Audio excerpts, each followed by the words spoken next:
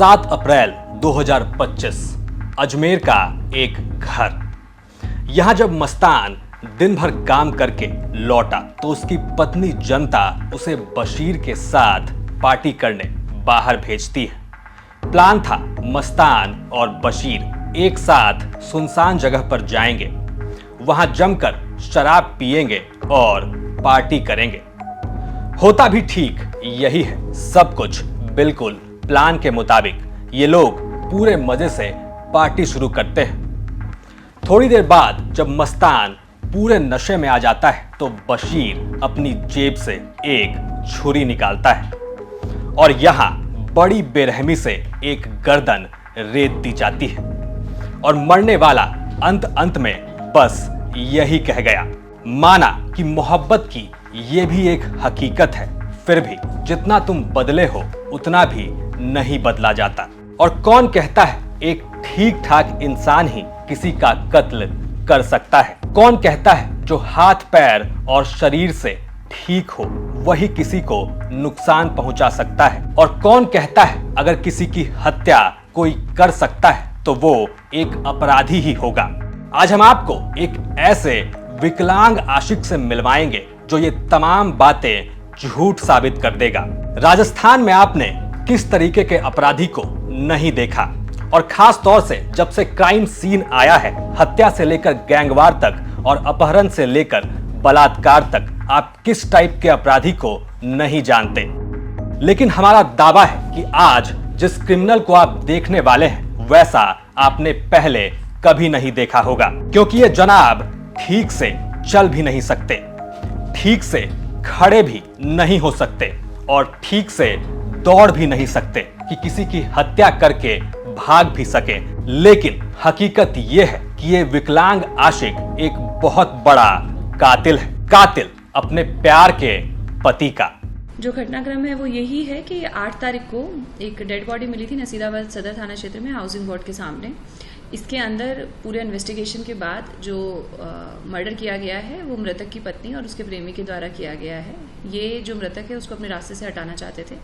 तो होता यह है कि अजमेर के नसीराबाद में 8 अप्रैल को एक सुनसान जगह पर एक लाश मिलती है, गर्दन कटी हुई और पूरे शरीर पर चोट के निशान। पत्नी जनता रो रही थी, लेकिन ऐसे कि पुलिस को उस पर शक हो जाता है कि इसका रोना असली नहीं है। जिसका पति मर जाए और जिसके पति की गला काट कर हत्या कर दी जाए वो कम से कम असल में रो तो सकती ही है। उसके व्यवहार से पुलिस ने माना कि हो ना हो इसी ने कुछ कांड किया है।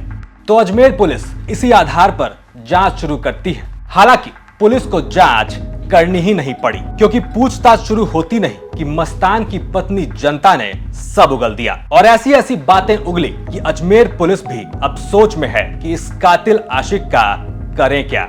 मृतक को सुनसान जगह पर बुलाकर उसको बेहोश करके, मतलब काफी सारी दारू वगैरह पिला के, जिससे कि उसके होशो हवास चले गए। उसके बाद जो वो प्रेमी है उसके द्वारा मर्डर किया गया और पूरी कॉन्स्पिरेसी में महिला जो है वो साथ में शामिल रही है। कोई पहले से प्लानिंग कर रखी थी इन्होंने? ये पिछले 10-15 दिनों से प्लानिंग करने की बात अब तक के अनुसंधान में सामने आई है और इनको मौका जो है वो 7 तारीख की शाम को मिला और तब इन्होंने इस घटनाक्रम को अंजाम दिया है। प्रेमी अपाहिज है? जी, वो बिल्कुल अपाहिज हैं और किंतु इनका लंबे समय से एक दूसरे के संपर्क में रहे हैं और इसी मोटिव के कारण उन्होंने इस घटना को अंजाम दिया। जनता को बशीर की तलब ऐसी थी, वो उसकी चाहत में इस कदर फना थी, वो उसे इतना चाहती थी कि एक बार वो अपने पति को छोड़कर उसके साथ घर से भाग भी गई।